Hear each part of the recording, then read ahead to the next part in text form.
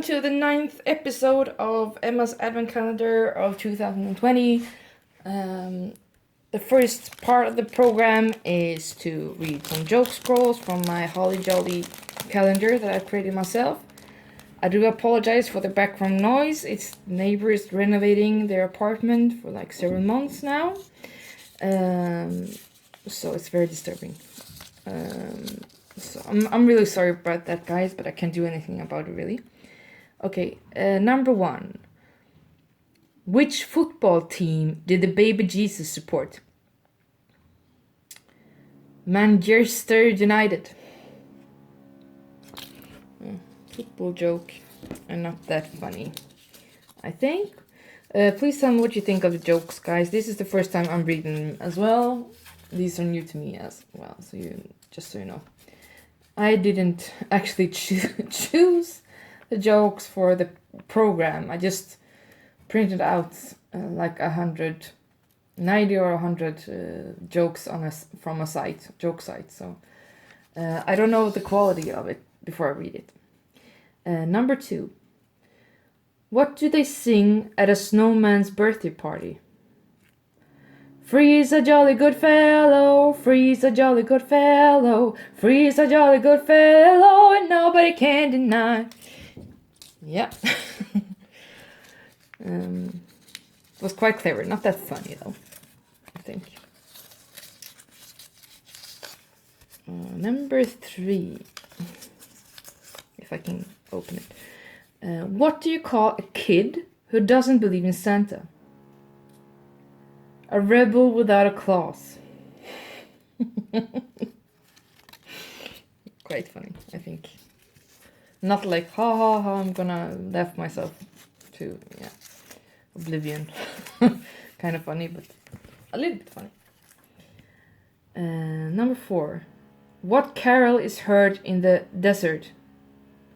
O camel, ye faithful. Yeah, that was all like it was the same kind of joke. Kind of, O camel, ye faithful, joyful and triumphant. Okay, the camel was triumphant then, I guess. That was that part of the program. I'm really starting to more seriously think about doing my own kind of joke as well in this part of the program, but we'll see how that goes. So stay tuned for the next part of this episode.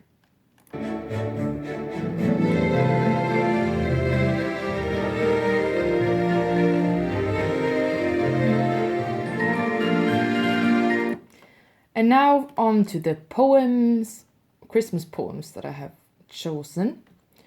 And the first one was published December 3rd, 2020 by Reline J. Ellis and is called The Old Christmas Card. I found a little Christmas card. 'Twas in a box of stuff. I opened it and read it. Its verse was written thus.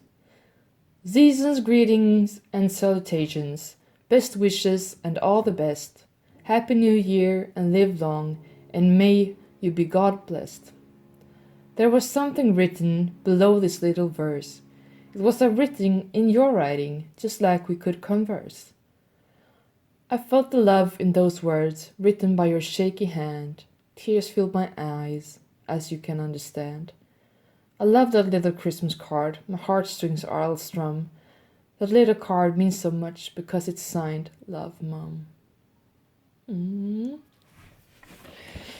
Tell me what you think of the poems as well, guys. I want to hear from you.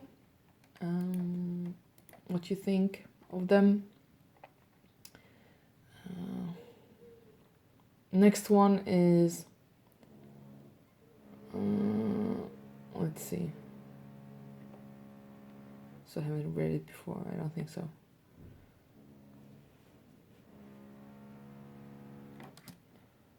Okay.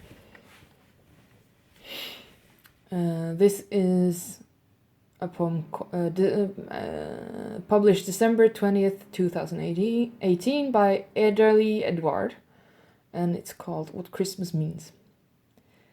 Christmas is a time when everyone gathers together. to share love and bring hope of a light that will last forever. At a time like this, there's no such thing as being alone. When you're with the ones you love, you'll then learn to grow. Nothing can be more comforting than the love you share. Your family should tell you there is someone who always cares. Everyone is entitled to abundant joy and happiness, because this blessing is a Christmas gift you should never forget. As long as you're surrounded with those who love you, we should not despise each other, for love is the ultimate truth. If Jesus himself said to help and love one another, then we need to form a fellowship and be there for each other. This season, we should be able to put aside our differences and stop choosing whom to love based on preferences. Love should be beyond words this time of year, and forevermore bringing songs of glorious cheer. May this Christmas be a time of goodwill, because love is a mission we all need to fulfill. Let our friendships and relationships have Christ in the center. Let this holiday season be a time of worship and prayer. Christmas should be about giving and enjoying the good times. It may come once a year, but its impact should never die. Let's not lose hope of what Christmas should come to be. Jesus came to love, and so should we. So, quite a nice sentiment, I think. What do you think? Next one is Mama's Christmas Miracle by Kathy J. Parenteau, published in November 2011. I'm really sorry for the renovating sounds, guys. It really spoils the mood a bit. I'm gonna continue anyway, because that's showbiz, babe. Okay, Mama's Christmas Miracle. Mama told me a story a long, long time ago, not like any that I'd ever heard. All about a little girl Mama used to know, how I remember every word. Seems like a lifetime ago, though I remember it so well. It was a Christmas Eve I'll never forget as far as I can tell. We were sitting at a kitchen table, it was only my mother and me. I was dreaming of Christmas morning and all the presents under the tree. Dad wasn't doing that well and money was scarce that year. Mama found a way of telling me without me shedding one tear. She told me a story of a little girl and a Christmas long ago, who came from far away, a place where it rarely snowed. Santa was just a dream to her, but she believed so much inside that Christmas was going to be special, so she knelt by her bed and she cried. Lord, let Santa remember me, if not just this one time. I promise I won't ask for much, maybe a dolly I can call all mine. She closed her prayer and thanked the Lord for all that she received. She knew that Santa would really come if only she believed. She wrote a letter to Santa, unfamiliar to most girls and boys. Though her list was long and full, on it there were no toys. Only things we take for granted, like new shoes or underpants, hair bows for her sisters, and gloves to warm her brother's hands. At the bottom of her list she asked if it not be too much, for a brand new baby doll she could hold and love and touch. Then Christmas morning came, and she looked beneath her tree, not a present to be found as far as she could see. She didn't give up hope as she heard a knocking sound. When she opened up her door, a great big box she found. She called out to her mother and dad, brothers and sisters too. She said, "My prayers were answered, there's something in here for all of you."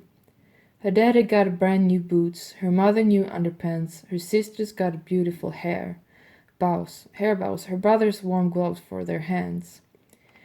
Buried deep beneath the box was a brand new baby doll and a note that said, "Merry Christmas, I love you one and all." I'll never forget that story because much to my surprise, I saw the true meaning of Christmas shining in my mother's eyes. For those of you who are wondering, as if you didn't know, the little girl in Mama's story was my mother long ago. Yeah, that was quite nice, don't you think? We'll read a poem about missing a dad on Christmas. First Christmas Without You, and it was by Jamie A. Srello, published in May 2013. The nights are long and cold, the sun is hardly around. Christmas time is approaching, and snow will soon cover the ground. Trees and lights are twinkling, stockings are being hung. The Christmas spirit is all around as carols are being sung. This year Christmas is not the same, just a yearly memory. This house is not a home anymore because you are not here with me. There will be sadness, there will be tears when we wake up on Christmas Day, for this will be the first without you. Oh, I wish heaven was just a mile away. As we sit around the Christmas tree, emotions will be sad. Gifts from them, gifts from me, but none of them will say Dad. All I want for Christmas is to see your smiling face. I know it cannot happen because you are in a better place. Please, Dad, ring a bell for me on Christmas Day, so I will know you got your wings and that you are okay. I am not looking forward to Christmas, but I know it's something I have to live through. I hope there is a Christmas in heaven because it is not the same here without you. Oh my God, I'm actually trying to cry. Oh, so sad. And I'm doing this to enjoy, to entertain you guys. Oh, this actually makes me kind of cry. It was beautiful, I think. I will share it in my Facebook page. That was really nice. I'm also sad. I think you can actually, though, if you, as long as you think of your lost loved ones, I think you can have a wonderful Christmas anyhow.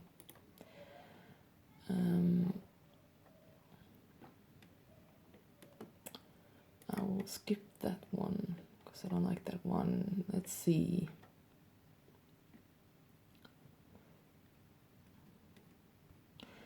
Gift of Magic and Love by Sienna R. Geckel, published in December 19th, 2018. 'Tis the season for warmth and cheer, to be with our family and those we hold dear. But what if we are miles away? What if we can't be there on Christmas Day? We could send a beautiful Christmas card, a glittery ornament that shines like a star, a tin of cookies so warm and sweet, but there's only one gift that makes it complete. It's sent through the snowflakes in the air, through an angel's peaceful and heavenly prayer, through the verdant Christmas tree, through the holy babes sleeping peacefully.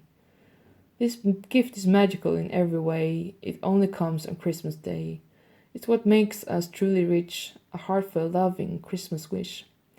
It's bright and big like the Bethlehem star. It stretches wide and travels far. It's the first snow of Christmas. It's the sun's warm and hopeful ray.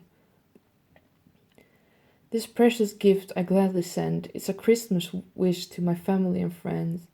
My love, peace, and joy in your lives stay, and may you all have a Merry Christmas always.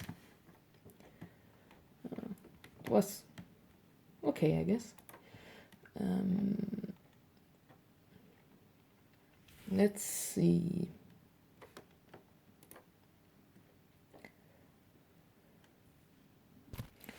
The last poem of today is a poem by Goshen Z. Raming, published 21st of December 2018, and it's called What Christmas Means to Me. Imagine waking up to that cool winter air, to see snow drifting and falling into your hair, to build snowmen and snow angels and get into snowball fights, and to snuggle in front of the fire that cool Christmas Eve night. Imagine waking up to the hot chocolate and tea. The sweet aroma of cookies and baked goods fill you up with glee, drinking and singing merrily, surrounded by family and friends, sipping on that chilled eggnog, hoping the night won't end. Imagine waking up to the sounds of children's laughter as they sneak downstairs to get a good look at jolly old Santa, only to find their parents standing underneath the mistletoe, sharing a sweet and gentle kiss and holding each other close. Imagine the way you look when Christmas morn is finally here, with shiny gifts in shiny gift paper, teasing of the gifts they bear, As children rip into their presents, clothes, toys, and gifts scattered around, you could hear the carolers singing their lovely and beautiful sound. Christmas is for family, happiness, and smiles, things that make the Christmas last all year round. Christmas is for the laughter, cheers, and the song, as we sing, dance, and drink, and eat all night long. Yes, it's festive. Exactly. I agree. That's what Christmas is also about. What do you think? Is that what Christmas is about for you guys? Please tell me in the comments. I want to hear from you. And on to the next part of this episode. Stay tuned.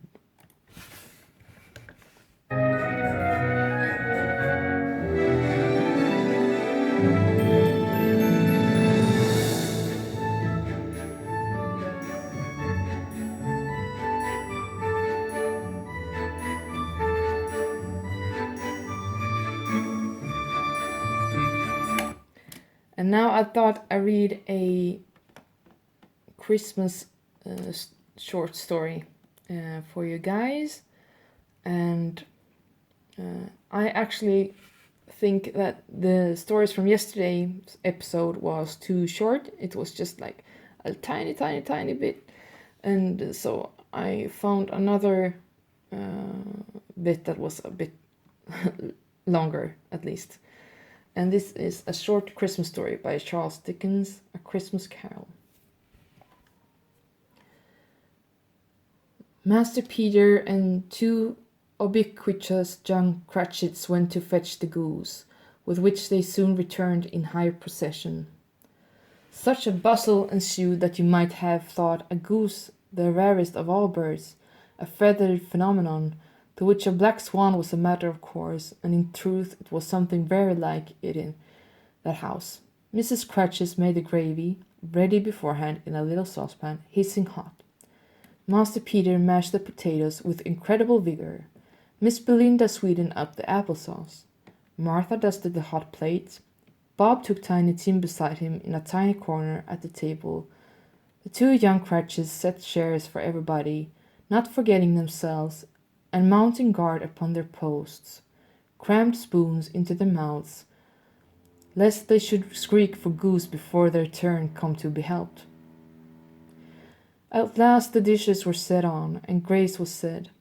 It was succeeded by a breathless pause, as Mrs. Cratchit, looking slowly all along the carving knife, prepared to plunge it in the breast. But when she did, and when the long-expected gush of stuffing issued forth, one murmur of delight arose all around the board, and even Tiny Tim, excited by the two young Cratchits, beat on the table with the handle of his knife and feebly cried, "Hurrah!" There never was such a goose. Bob said he didn't believe there ever was such a goose cooked. Its tenderness and flavor, size and cheapness were the themes of universal admiration. Eked out by the apple sauce and mashed potatoes, it was sufficient dinner for the whole family. Indeed, as Mrs. Cratchit said with great delight, surveying one small atom of a bone upon the dish, they hadn't ate it all at last. Yet every one had had enough, and the youngest Cratchits in particular were steeped in sage and onion to their eyebrows. But now, the plates being changed by Miss Belinda, Mrs. Cratchit left the room alone, too nervous to bear witness, to take the pudding up and bring it in. Suppose it should not be done enough. Suppose it should break in turning out. Suppose somebody should have got over the wall of the backyard and stolen it, while they were merry with the goose, a suspicion at which the two young Cratchits became livid. All sorts of horrors were supposed. Hello! A great deal of steam. The pudding was out of the copper. A smell like a washing day. That was the cloth. A smell like an eating house and a pastry cook's next door to each other, with the laundresses next door to that. That was the pudding. In half a minute Mrs. Cratchit entered, flushed but smiling proudly, with the pudding, like a speckled cannonball, so hard and firm, blazing in half a quartern of ignited brandy, and bedight with Christmas holly stuck into the top. "Oh, a wonderful pudding," Bob Cratchit said, and calmly too, that he regarded it as the greatest success achieved by Mrs. Cratchit since their marriage. Mrs. Cratchit said that now the weight was off her mind, she would confess she had had her doubts about the quantity of flour. Everybody had something to say about it, but nobody said or thought it was at all a small pudding for a large family. It would have been flat heresy to do so. Any Cratchit would have blushed to hint at such a thing. At last the dinner was all done, the cloth was cleared, the hearth swept, and the fire made up, the compound in the jug being tasted and considered perfect. Apples and oranges were put upon the table, and a shovelful of chestnuts on the fire. Then all the Cratchit family drew round the hearth in what Bob Cratchit called a circle, meaning half one, and at Bob Cratchit's elbow stood the family display of glasses. 2 tumblers and a custard cup without a handle. These held the hot stuff from the jug. However, as well as golden goblets would have done, and Bob served it out with beaming looks, while the chestnuts on the fire sputtered and cracked noisily. Then Bob proposed, "A Merry Christmas to us all, my dears. God bless us," which all the family re-echoed. "God bless us, everyone," said Tiny Tim, the last of all. And on to the next part of this episode. I hope you enjoy that one.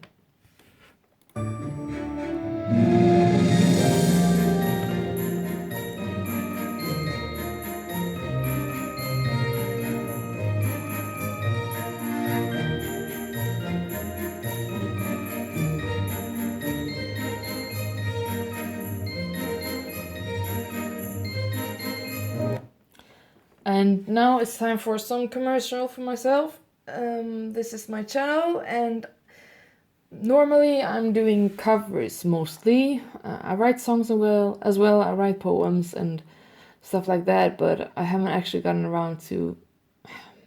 When I do publish original work, I want it to be more professional, actually. I'm just doing covers to entertain people and not to be like perfect. Sometimes it's pretty good, I think, though, if I have to say it myself, but sometimes it's not that good. But what I'm also doing this year, besides this advent calendar of mine, I'm publishing 1 Christmas song a day up to Christmas Eve. And this is the one for today that you get a preview from, and that I will link in the small cards in the end of this video. And here it goes.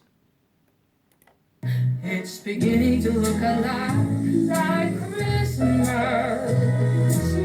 Everywhere you go, there's a tree in the Grand Hotel, one in the park as well. It's the sturdy kind that doesn't mind the snow. And that's all you get for now. If you want to hear more, you have to click on the link and listen to it. And this is, I'm just gonna put out a warning out there.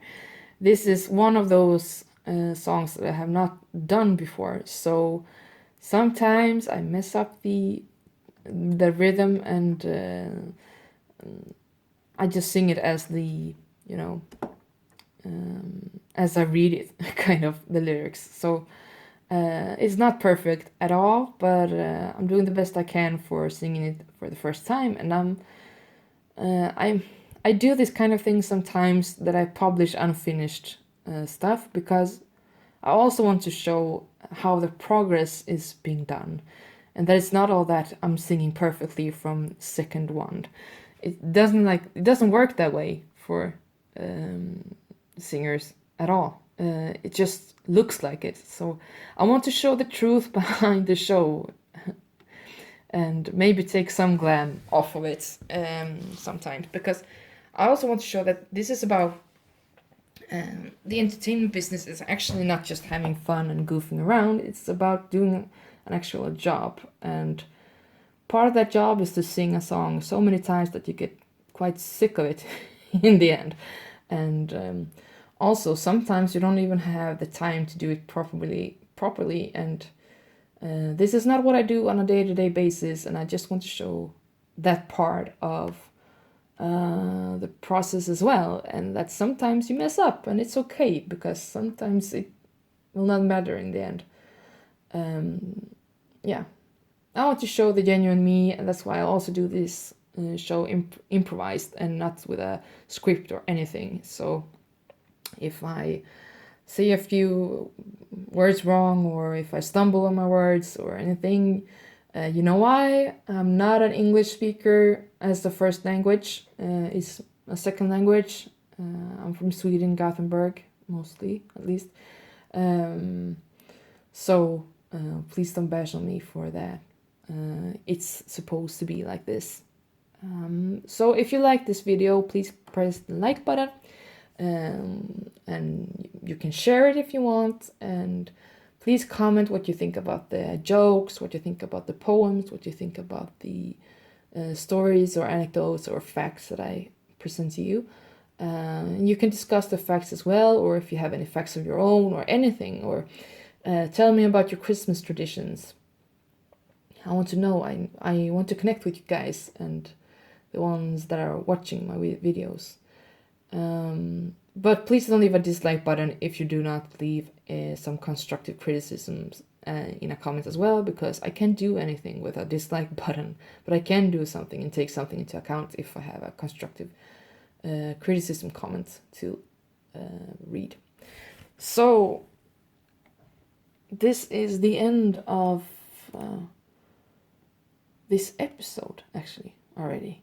Not already. Oh my gosh, it's been 27 minutes. I just lose time when I do this because I think it's fun. And I hope you think it's entertaining, at least. Maybe the jokes are not always that fun, but I can help it, but not the way I've formatted this thing. I don't know the jokes on beforehand, as I said in the beginning, so please excuse the bad jokes. I'll see if I can find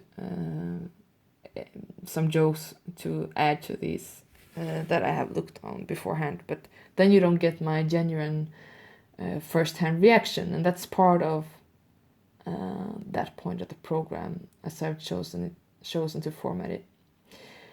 Yes, I wish you all a good Wednesday on the 9th of December 2020, and happy holidays.